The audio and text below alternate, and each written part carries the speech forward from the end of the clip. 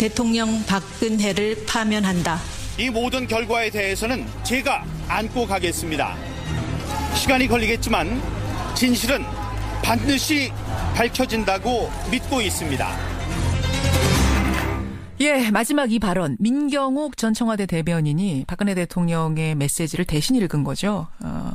시간은 걸리겠지만 진실은 반드시 밝혀질 거다. 결과는 제가 안고 가겠습니다. 이런 말을 하고 삼성동 사저로 들어갔습니다.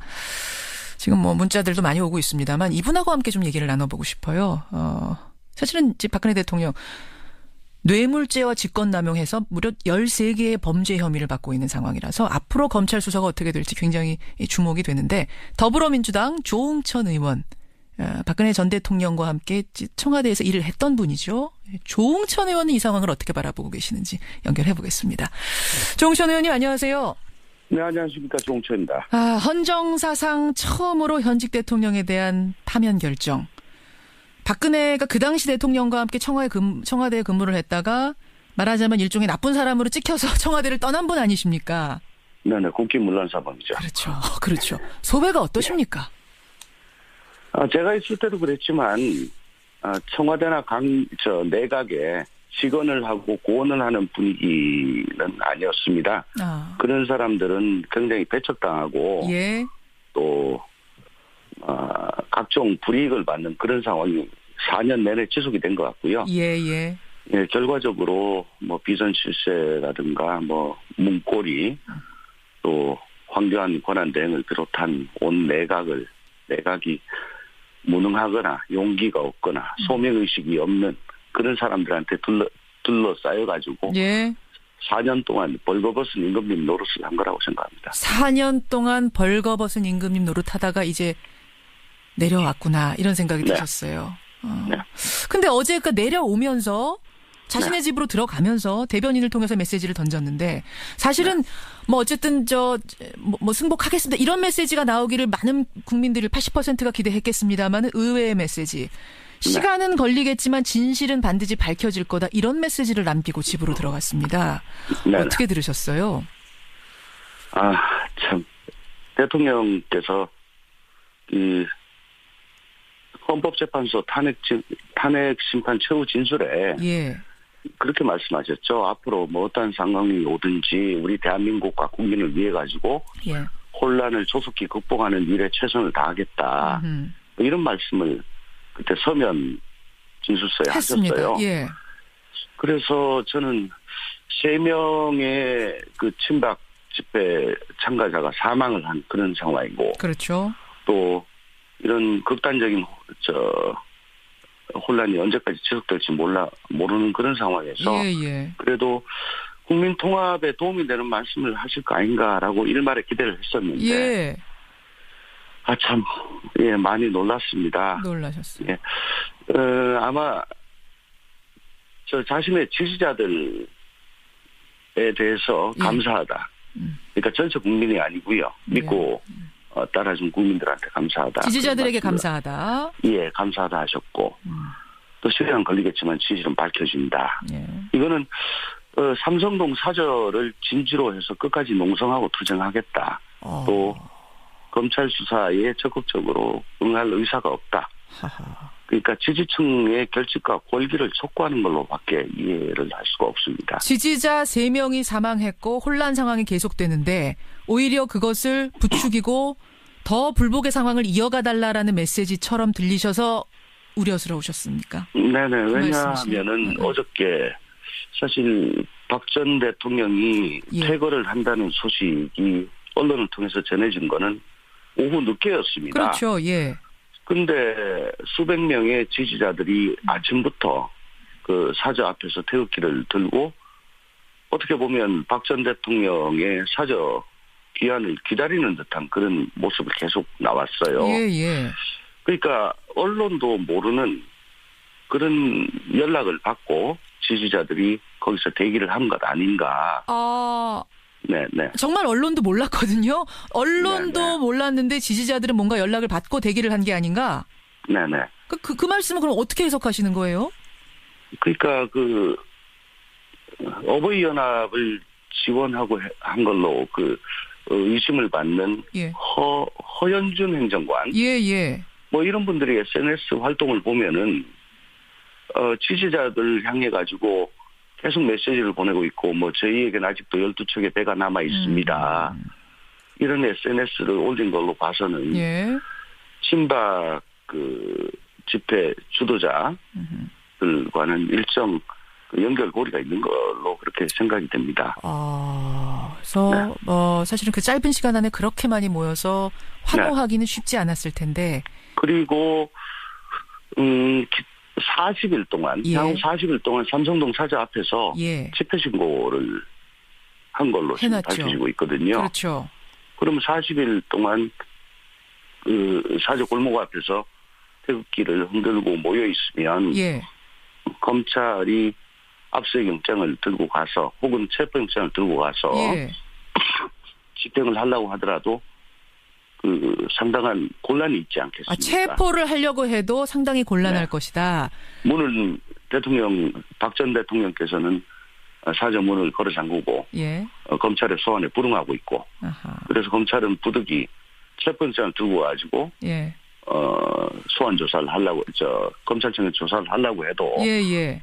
그 사저 밖에서 수백 명이 태극기를 들고 흔들고 막고 있으면 참 난감한 상황 아니겠나 싶은 그런 생각이 듭니다. 그러면 대통령이 정말 진실을 밝히고자 하신다면 떳떳이 수사를 받으셔야 되고 그러려면 오히려 이제 거기 있는 분들한테 지지자들한테 호소를 했어야 되는데 이제는 이제 제자리로 돌아가서 자신의 의견을 내십시오라든지 좀 차분해집시다라든지 뭔가 내셨어야 되는데 오히려 그 반대 상황을 연출하셨다 이 말씀이세요. 그렇죠. 시간이 걸리더라도 진실이 밝혀지겠다는 거는 예.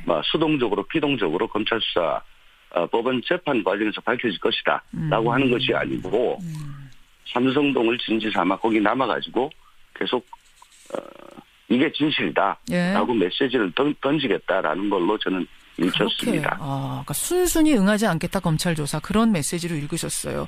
네. 그러면 파면 후에 지금 56시간 만에 퇴거를 한 거였거든요. 관저에서 네. 나간 것이. 네. 이걸 놓고도 여러 가지 의견이 분분합니다. 이거 기각될 걸 확신했기 때문에 준비를 전혀 안 해서 그런 거다라는 해석도 있고 네. 삼성동 사저의 수리가 늦어져서 그런 거다라는 얘기도 있고 이거는 왜 이렇게 늦어졌다고 생각하세요? 청와대에 계셨던 분으로서. 국민의 80%가 탄핵이 인용될 것이라고 예상을 하는 그런 상황이었습니다. 예. 그래서 객관적으로 보면 탄핵이 인용될 가능성이 높다고 볼 때 참모들로서는 마땅히 지금 이런 객관적인 상황을 보고하고 이럴 경우에는 어떻게 해야 됩니다. 즉 플랜 B를 마련을 했어야죠. 예.